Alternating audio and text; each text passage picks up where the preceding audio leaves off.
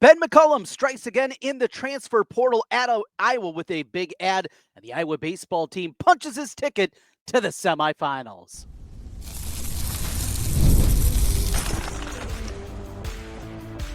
You are Locked On Hawkeyes, your daily podcast on the Iowa Hawkeyes. Part of the Locked On Podcast Network, your team every day.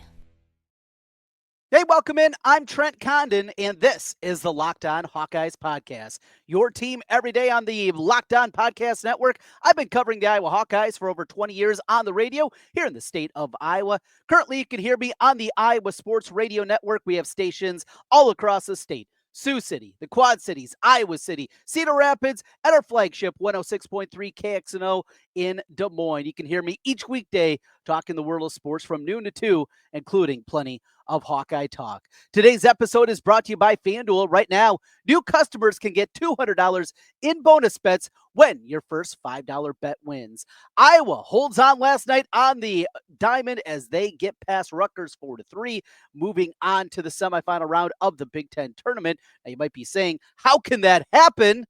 Because Iowa still has another game to play in pool play. We'll explain that. David Eickholt's going to stop by. He was in Indianapolis last weekend in attendance for Caitlyn Clark's debut of the 2025 regular season. We'll get his perspective on that, the commitment of Emily Rodriguez from UCF, and a whole lot more with David Eickholt. But we begin today with the men's basketball program as Iowa picks up a commitment from Ashton Williams.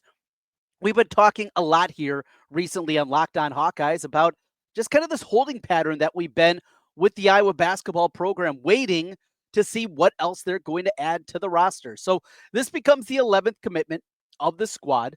When you look at the roster, the big glaring hole still remains at the center position, a true center, a true five, unless your belief is that Trevor Urach is somebody that's going to be able to step forward and give them at least some minutes in your number one. That's just not what you have. Cam Manoir is a guy that certainly, though undersized, is going to be able to play that position. I think Fool Garris is a guy that will be able to help out a little bit. You look at some of his numbers, his rebounding metrics, even at a low major level, what those could possibly translate into. But they're expensive. They cost a ton of money in the transfer portal. And even for, frankly, bad big guys, they're still going to cost you an arm and a leg. So over the last couple of weeks, it's been down to two guys that we've talked about, two guys that have visited Iowa. And when you go through, Ashton Williams makes his commitment. So he comes in from a season at Florida International. Grew up Illinois, Indiana, bounced around a couple of schools there, played a year, a prep school before he went on to Florida International. And the metrics are not pretty by any means. He is definitely a volume guy. And I think on the wish list, guy that we've talked about so much, Kiza Giffa, he was the guy from High Point that I think Iowa would have liked more. I mean, he is more of a plug-and-play type of player. But the asking price, and it's not just the asking price that I wonder about, because I think that has been obviously a big conversation part about this. Kiza Giffa just made a visit to Seton Hall this week as he is still looking around, and we'll see if Seton Hall, who I believe has one of the lowest NIL figures in the Big East, and they're going to be able to come up with the money. Dude's talented. Isaiah Williams is more of a project, more of a guy that you're looking to build. And because Iowa didn't bring in a point guard in this recruiting class, we know that it's Bennett Sturtz for a year, and then he's going to be moving on. I think that they looked at it and wanted to have that developmental guy. Now, Cale Combs is going to be that, another one of the Drake transfers. He's going to be a guy still in that developmental role at the point guard position. They're going to look to hit it big. But with what's happening right now in recruiting and the open period, coaches were across the country last week for Iowa. As we saw, McCollum was over in Council Bluffs, and he was in Memphis. I think some of the staff went up to Ohio for the Under Armour event up there. So they've been scattered across the country. Back to, though, Ashton Williams, talking about him a little bit, because now with this Kiza Giffa, I don't think he's off the board, but the asking price has to match what Iowa is. So you bring in a guy that has some metrics that are a little shaky. Average 7 points, 2.5 assists, 2.5 rebounds, 1.5 steals per game. Good defender. Start right there. A guy that can certainly defend, quick off the bounce. Now, again, it's highlight tapes, but you see him, and watching him, you can see definitely that quickness that is there. I don't know if they have a shot doctor. Now, out of this staff, that's something that we're still learning, right? Because in the past, we went and you look at Kirk Spraw. He was the guy that in the past regime, before he retired, he was the shot doctor. He was the guy that's going to go in there, clean things up, fix it up. But if you can find that guy, at least the moldable clay that you have with Ashton Williams, I think is good. At minimum, this guy's going to be a serviceable Big Ten backup by the time he's an upperclassman. Look, this year, there's just not going to be a ton of minutes. There's not going to be a lot of opportunities, certainly at the point guard position for anybody. And that's Cale Combs, that's Ashton Williams, whoever it is, because Bennett Sturts is going to play a ton of minutes again this season. And if he's not playing a ton of minutes, we got problems. Now, this is a preseason All-American, preseason, depending where you are on Braden Smith, he's number one. This is probably number 2 point guard in the Big Ten and Bennett Sturts. You looked at the numbers last year. Now, you don't want him playing 39 minutes a game like you did at Drake last season. You'd like to get him a little rest. But I put it this way. If we're going to go minutes breakdown and kind of go through and talk about a standard Big Ten game, a game in the Big Ten that comes down to the wire, what it's going to look like, what we're going to see out of this group of guys right now. Well, Bennett Sturts, I put him down for 36 minutes. Maybe a couple minute blow in the first half, get him a minute breather in the second. That's basically it. That's where you're looking for Bennett Sturts. Alvaro Fulgaris. Fulgaris, I think, also is a guy that's going to be out there a ton. I think he's going to play a little bit of 5 when they go small. He's going to play a ton at the power forward position. He's going to be out there 30 minutes. Brendan Hassan, going to come in 25 minutes a game. I think that's a realistic look at him, and that number could be even higher depending on what kind of defender that he is. With the shooting ability that they need more offense on the floor. They need guys that can fill it up from the outside. I think that's a fair range to look at. Same kind of range, about 25 minutes a game for Cooper Koch. What I want to see in this new system for Cooper, is he a more of a 3, more of a 4, depending on how this lineup shakes up.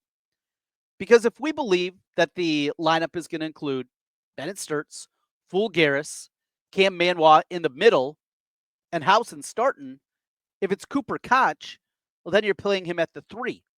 Is that sustainable? Can he defend the 3? That's something that we got to figure out. After that, you get into Isaiah Howard. I think there's a ton of upside of Isaiah Howard, and I'm excited to see what he's going to still develop into. You saw those moments, the athleticism. There's some shooting ability that you can see in there. Wasn't consistent during his freshman campaign at Drake, but I think the upside is immense for Isaiah Howard. Cale Combs, mentioned him. Is he probably a 10-minute type of game? Again, in that Big Ten game. Same thing for Ashton Williams, maybe 6 to 8 minutes, something like that. Couple minutes at the point guard, maybe a couple of minutes at the 2, but that's going to be basically it for him. And then finally, what is Trevin Urach going to be in year number 1? As I'm sure you've heard me, and everydayers you definitely have. Thanks for being an everydayer and being with us every day. Saw Trevin a lot, broadcast a lot of his games. And because of that, kind of looking at him as a ball player and looking at him going forward, there's people that believe that he's going to help out this year. Not 20 minutes a game, probably not even 15, but a couple of stretches each half. Maybe it's because of foul trouble. Maybe it's just because of inability to defend some bigger post players. Trevin is not the fastest guy. That's going to be an issue for him, but he's got the size. He's got the body. And at 6'11", and the physicality that he can play with, coupled with a very, very intriguing offensive skill set, I think at times you can steal 8 minutes a game, even in a Big Ten game, from Trevin Urach. Not all the time, not against every center and every combination that you're going to see in the Big Ten, but I think there is going to be a role for him this season. If you're looking ahead to him as a redshirt candidate, I don't think that happens right now. And certainly with the construction of this roster right now, I don't believe that's going to happen. Thanks for being with us here today on Locked On Hawkeyes. We continue. Going to talk with David Eickholt. He was in Indianapolis, part of HawkeyeInsider.com. He watched Caitlyn Clark's debut. Just get his perspective on what he saw over there. Plus, Iowa baseball. They move on to the semifinals, yet they still have another game in pool play. It's confusing. We'll explain. This is Locked On Hawkeyes. Well, the NBA playoffs are in full swing, and every night delivers highlight-worthy performances, major momentum shifts, and can't-miss moments. How about tonight, what we saw in that comeback from the Pacers? Whether it's a game-winning shot or a breakout player, there's never been a better time to get in on the action. FanDuel makes it easy to stay in the game before tip-off and live. With player props, performance trends, and same-game parlays, fans have more ways than ever to play smart and win big. I'm a Timberwolves fan. I've been jumping aboard with them. Didn't go very well in game one, certainly in the second half of that game as OKC came roaring back. But I anticipate you're going to get a big bounce back performance from Anthony Edwards. When he's called himself out in the post-game press conference, you can definitely do that. Maybe you just want to see how he's doing. You can play live prop bets as well on the FanDuel app. Absolutely love that part about it, and put together a same-game parlay. New to FanDuel, it's the perfect time to sign up. Head to FanDuel.com and place your first $5 bet. If it wins, you'll get $200 in bonus bets. Make every moment more with FanDuel, official sports betting partner of the NBA.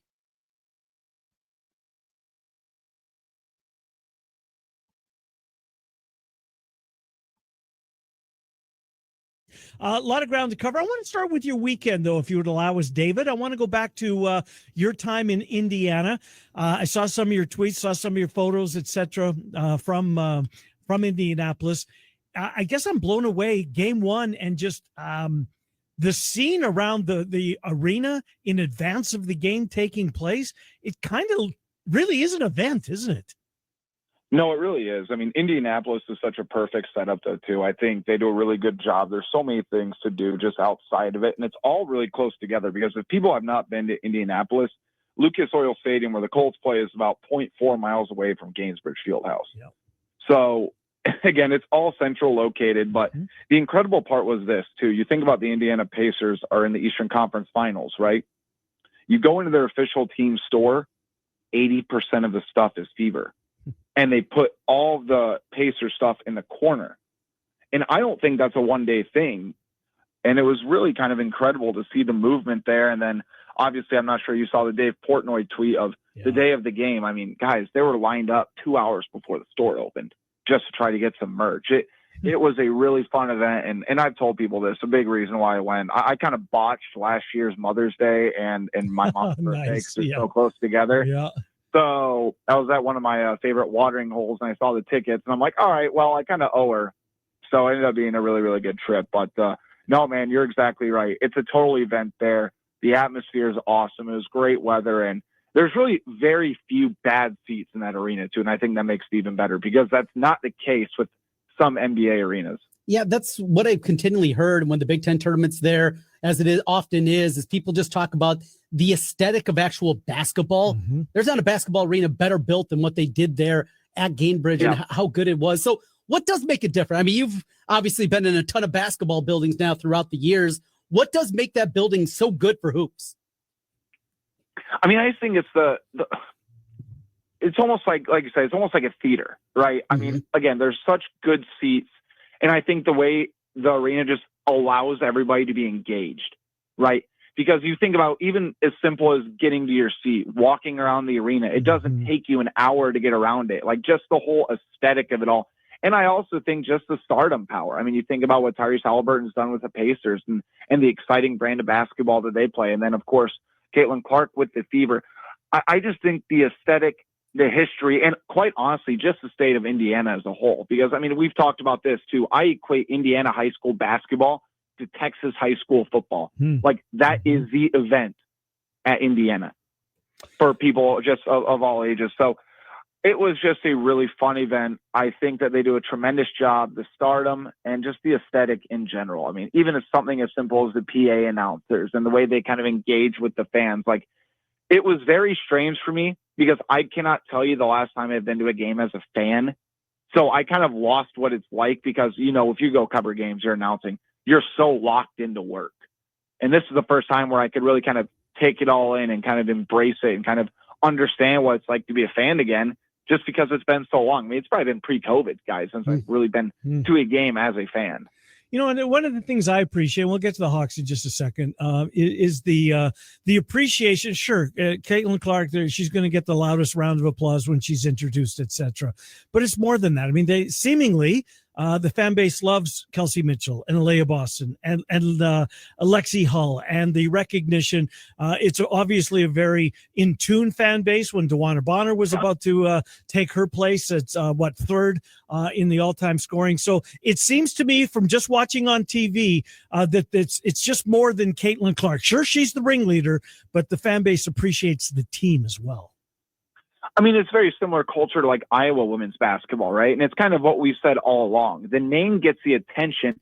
The personnel keeps you around, right? You're going to draw eyes. I mean, that's what the WNBA is kind of hoping for, right? You get Caitlyn Clark to kind of watch the league.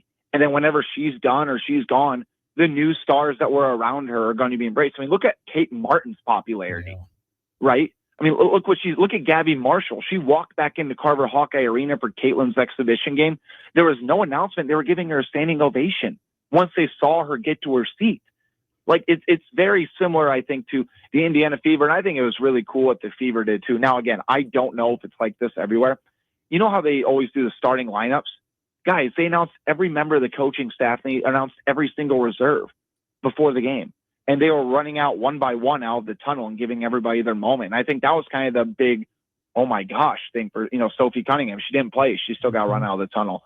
DeWanna Bonner, you could see just her face light up. And I think for her, you think about all the great things she's accomplished, one of the best players in WNBA history. I think it was kind of her, I'm finally being appreciated. And I think, obviously Caitlyn Clark's drawing the eyes, but now I think a lot more people get to learn about DeWanna Bonner. And she even said it post game. She said, now I'm not saying I deserve it, but it's really, really nice to kind of see the work that I put in be appreciated. So it's just a very unique set of circumstances, I think. And again, I really don't know when we'll ever see this again. And honestly, we might not ever see it again. To the here now on the women's basketball program, and maybe a head-scratching news. Tania Davis, former player, was there as an assistant coach, though down director of player personnel and player development. And that means not a full-time staff member in terms of the pay that the regular assistants get. Can you lead us down why the decision? Because as far as I know, she has not been announced as a head or as an assistant coach anywhere. Why Davis is leaving? Yeah, I think that's one of the more head-scratching things throughout the offseason. I mean, honestly, I thought when Raina Harmon was going to Florida Gulf Coast, I thought Tania Davis was going to follow her. But again, she's still relatively young in the coaching circles. But it's interesting, too, because Raina Harmon ended up hiring former Iowa women's basketball manager Will McIntyre, and I believe he's only 25 years old, and he's going to go be an assistant under Harmon. But, I think for Tania, she's kind of been around a little bit and gotten some coaching experience elsewhere. I just think it's a part of the grind. I mean, she could stay in Iowa, continue to do what she's doing, but you look at the staff right now, I don't know when she'd be able to be elevated. I mean, maybe she kind of is taking a chance on herself and deciding to go separate ways to try to get an assistant coaching role at D1 somewhere at this point in her career. Maybe she feels like she's ready to kind of take on that responsibility, because as great as it was to have her here, and as much as I know she loved being at Iowa, I do think that she's kind of looking to take that next step. And I think when you kind of look at the continuity within the Iowa women's basketball coaching staff, and I mean, what's the upside for her, right? I mean, she's obviously going to have a stable job, but we know how this coaching business is. And I've kind of said it for the last couple of years. I'm very surprised Iowa held on to Raina Harmon as long as they did. And, she's probably been approached a handful of times. And then you look at Jan Jensen. I mean, how many programs would be able to hold on to a Jan Jensen for 20 plus years and then take over that job, right? And we know for a fact that she was offered numerous Power 4 gigs, and she ended up just kind of waiting out at Iowa, is getting her chance. So I think for Tania, I do think it's just strictly a career move. I don't think that there's any, ill will, or I hate to use a Taylor Swift song, bad blood between the two parties. But that's your style, though. Huh? Can't do it, man. Okay. Can't do it. I know. Trust me. I debate on saying that, but yeah, just to kind of wrap it up, I do think that it was no bad blood. I just think she's looking to take that next step, man. And honestly, I can't blame her, because we know this coaching thing. It can be a really, really brutal grind. Jan Jensen seemingly doing pretty well in the recruiting portal. Rodriguez comes from UCF, and I know Chad Leistikow just posted a piece of Layla Hayes. She's 6'5", tallest Hawkeye in 12 plus years. I guess I would have thought that that wouldn't be the case. What do you know about her? She's really good, man. I mean, I think she's a big, just physical post. She can block shots. She runs the floor very well. I do think that her mid-range is going to need to be added. I think she'll need to add a couple more post moves. But if it wasn't glaringly obvious in the 2 national title losses, Iowa need more size. Man, I mean, you look at specifically Caitlyn Clark senior year, and as great as she was, remember, she had, I think, 18 points at the end of the first quarter. But Iowa was just kind of, they were outsized. And there was, no offense to Hannah Stolke, who gave everything she had, she's still an undersized 5, right? I mean, 6'2", going up against numerous 6'6", 6'7" girls. It's really, really tough unless you're going to shoot the ball 60% from 3, and then you keep them off the glass or at least limit opportunities. So, yeah, Layla Hayes, I do think she'll need a little bit of development, but I also think you look at, Hannah Stolke, you have Ava Hyen, who I think is going to be the breakout player in the Big Ten this year. Not really a hot take there, right? But I do love the potential of a, high-low combination with Hayes and Ava Hyen. You just look at the size. Like, Ava Hyen has a really nice jump shot. Layla Hayes can run the floor well, and she's very confident. I do think that there'll be a little bit of an adjustment because, keep in mind, they're getting her straight out of Alaska. And with all due respect to, any Alaskan friends of mine or people listening, I don't think that's necessarily a women's basketball high school powerhouse and churns out D1 talent at a frequent basis. So I do think there'll be a little bit of an adjustment for her just from the talent gap, but the pieces are there. And if you're going to trust one coach in America to develop posts, Jane Jensen's going to be near the top of that list without a doubt. So is it fair to say over on the men's side that they're done? There's the kid from High Point. He visited, nothing happened. Talking, maybe he's asking for more money than I was willing. There was the Belgian big guy. Thought he was going to Virginia. That still hasn't happened. Should we just anticipate that? I'll tell you what, the guy who's going to Virginia, man, I don't know if you've heard this, but I don't know if he's going to be eligible to play. Oh boy. By NCAA rules.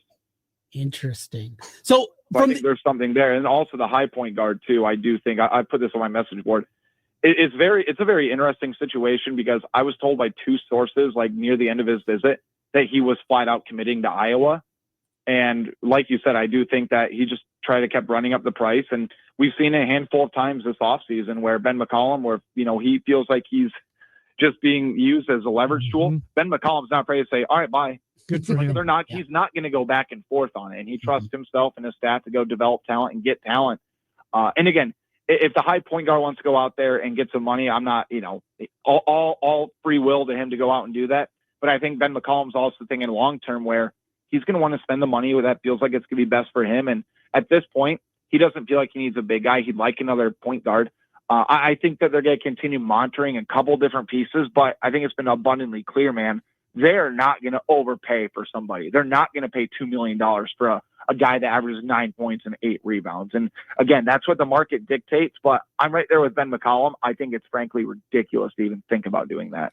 David Eickholt, HawkeyeInsider.com. He joins us, and we appreciate it every time you do. Thank you, David. We'll talk to you down the road. Have a great holiday weekend. Hey, thanks, guys. I appreciate you. Take care. Yeah. That's David Eickholt joining us from HawkeyeInsider.com, part of 24/7 Sports. Big thank you to David Eickholt. Iowa punches their ticket to the semifinals of the Big Ten tournament. A big, difficult hurdle awaits them there. Yet before that semifinal, they got to play another game. We'll explain next. This is Locked On Hawkeyes.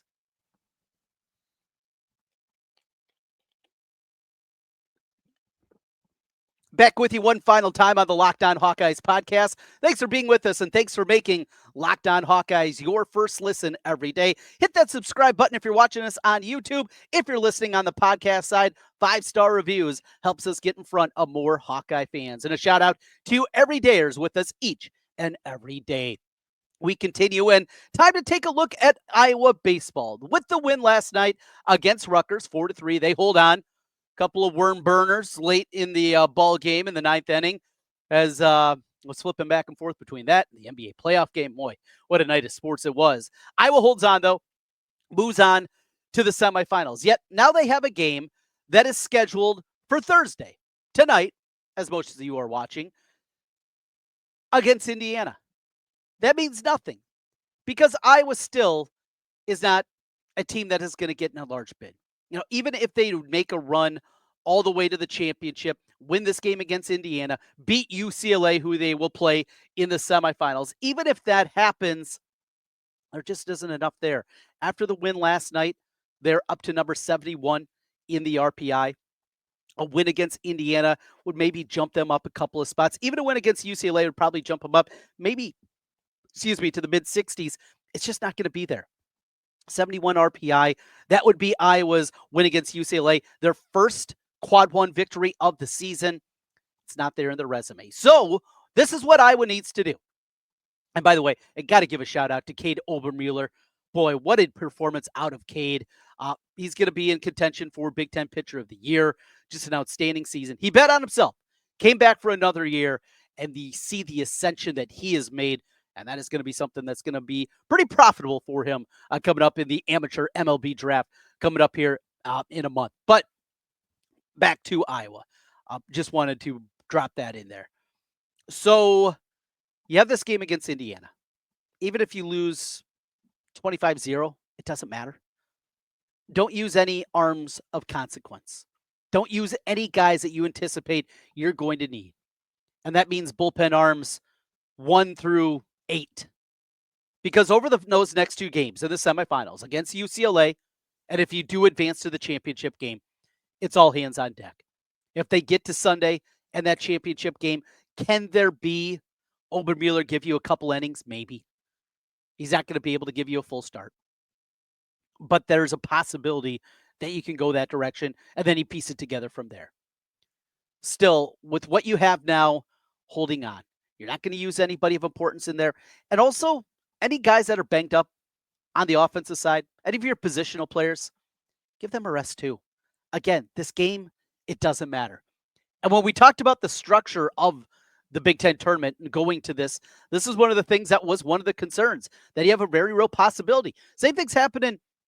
I will play the nightcap at 9 o'clock, but the morning game with UCLA, who's also punched their ticket already, they'll be playing a meaningless game against UCLA in the morning. And that's something I'm going to be keeping an eye on, exactly what they're doing with their lineup and their pitchers of who they're going to be using in this one. So just something to keep an eye on, something that's interesting. And if Iowa gets blown out on Thursday night, and I think that they will, don't freak out about it. It doesn't matter. I was already in the semifinals, and they got to be ready to go because that UCLA team, as we found out with Oregon and Oregon State and even Washington, boy, those teams are really, really talented. And I was going to have to play their A game in order to get to the championship. Thanks for being with us. We'll be back with you after the conclusion of that one, and we'll have you locked on with a little look back at that. A lot of basketball talk. We got football conversation. Plus, it is your last call for our mailbag. It will be a mailbag edition coming your way tomorrow into your Twitter feed, into your podcast feed, and here on YouTube. Send me your questions. Hit me up on Twitter at Trent Condon is where you can find me, Condon. That's where you can find me on the Twitter X machine, or you can also jump aboard on the comment section here on YouTube. Got a couple of really good ones, a mailbag edition coming your way tomorrow. Thanks for being with us and making Locked On Hawkeyes your first listen every day.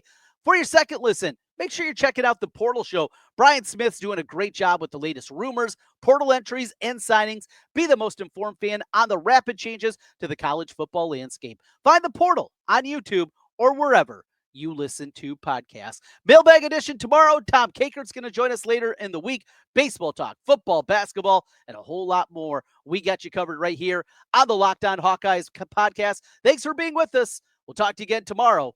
Go Hawks.